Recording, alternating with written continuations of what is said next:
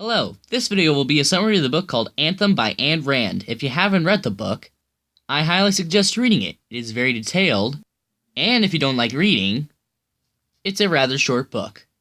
But regardless, it is a great book. Okay, let's start the video. Okay, so the book starts with the main character, whose name is currently 72521, writing a short story about how his life began.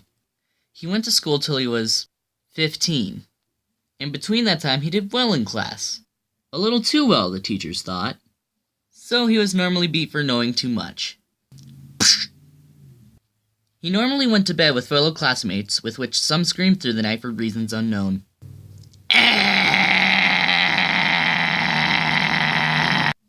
Okay, I'm done now.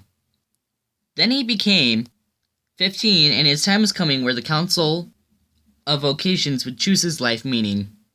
He was given the job of street sweeper, which, for some reason, he was very much happy to get. He was then taken to the home of the street sweepers, where he would stay for the rest of his usefulness.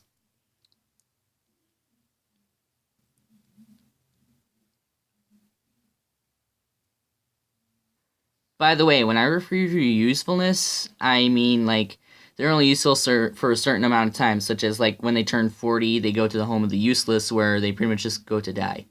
In a way, this is kind of just a sad community. Just a sad community. Every morning, he was to get up, eat, go to work till 8, go to the town theater, go back to the home of the street sweepers, eat dinner, and then go back to bed to repeat the process all over again the next day for the rest of his freaking usefulness. In a way, this is the village of Suck. He eventually made friends with another street sweeper whose name is International 48818. This guy right here, if you didn't know. They were both sweeping the streets one day when they came across a metal grate near the theater. They both tried to open it, and succeeded in doing so. They both entered reluctantly, and were surprised by what they had found. It was something from the dark times, which is the time of cars, light bulbs, and skyscrapers. International suggested reporting it so they would both be rewarded, but Equality said no, and that this would be theirs and that they would protect it with their very lives. They then covered it up with rocks to hide it from others.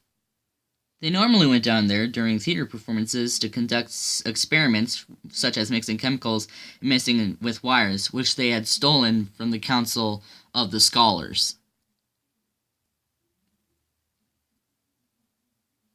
One day, Equality was sweeping the streets when he stumbled upon the home of the peasants, whose jobs included growing food and tending fields.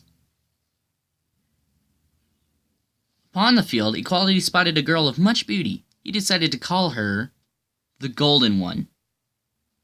He went there on a day-to-day basis and would signal the Golden One to come closer every day.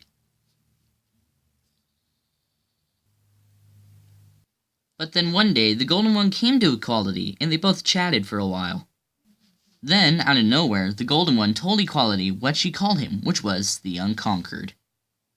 They knew thinking such thoughts was a sin in their community, but they thought their thoughts anyway. Then, down in the tunnel, both Equality and International were about to make a breakthrough in science. They used wires, boxes with extra bits sticking out, and a glass box.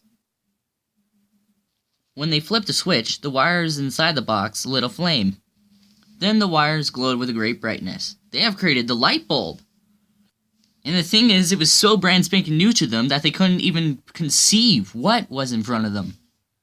They then both agreed that they would bring this device to the home of the Scholars, where the entire council from around the globe were going to meet on a Friday. The only problem was, they both forgot to get out of the tunnel on time, and they were brought to the prison, where they were asked where they were. They both only said, "The light!" They were then thrown into prison cells, though they both escaped fairly easily due to little security. They then grabbed their light and went to the home of the Scholars, where they would show their device.